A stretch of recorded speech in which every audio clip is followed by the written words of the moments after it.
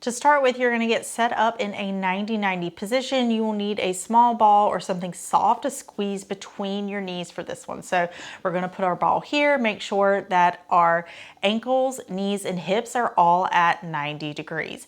If you feel like it will feel better for your head to have it on a pillow, do that. I don't want you feeling any neck tension when you initially lay down. Now from here, making sure both big toes are pointed straight up and your feet are like railroad tracks. So we don't want them pointing out or in. So railroad tracks like the number 11. Now what I want you to do is start to pull down on your heels. We don't want to push into the wall. We don't need the quads turning on.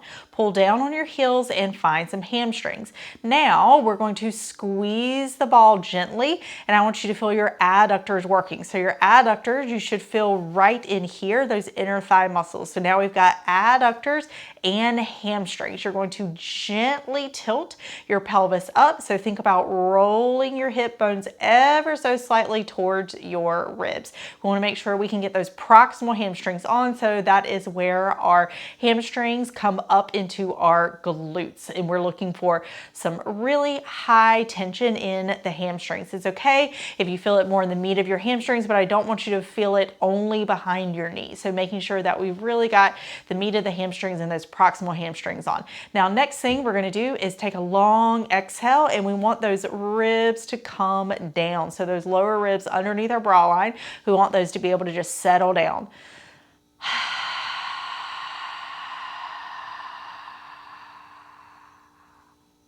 So now we've got some deep core tension on, we've got adductors, and we've got hamstrings.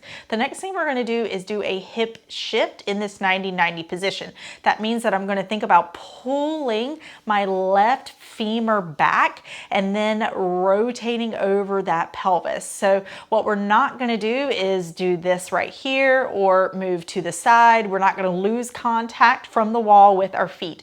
Feet keep contact with the wall, and I want you to think about that left adductor kind of pulling back, and you'll notice that the right side will start to come up a little bit. I don't want you to think about pushing the right side up. It should kind of happen automatically. So that left side, you're going to get left hamstring, left adductor, and think about coming back and down with that left side. And as you do, you will notice that the right side will come up slightly. So again, what's not happening is we're not rolling over to the side. There's no side to side motion happening. The motion that's happening is going like this. What I also don't want you to do is hike up your left hip. So keep that left side nice and long. When you're trying to get your hip to come back, we shouldn't see the outside of the hip coming out like this, okay? So left hamstring, left adductor, and then you're going to pull back, and you'll notice as you pull back,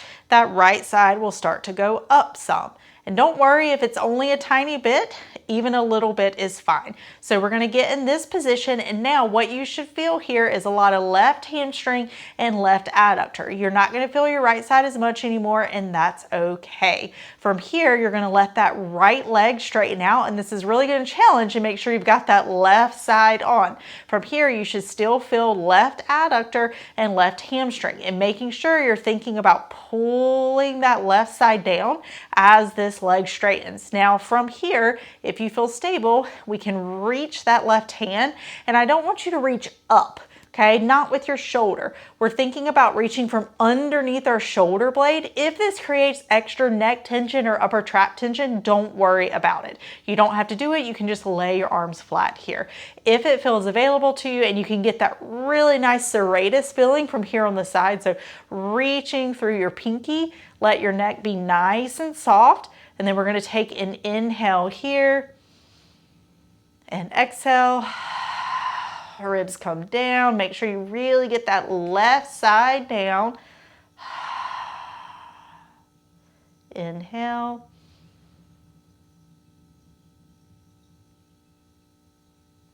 Exhale. Left side down. Still feeling that left adductor, left hamstring, making sure that you're very heavy on the left side, and it should feel like when you get heavier on the left side that the right side can come up a little bit more. A lot of nice left side serratus. Inhale. Exhale.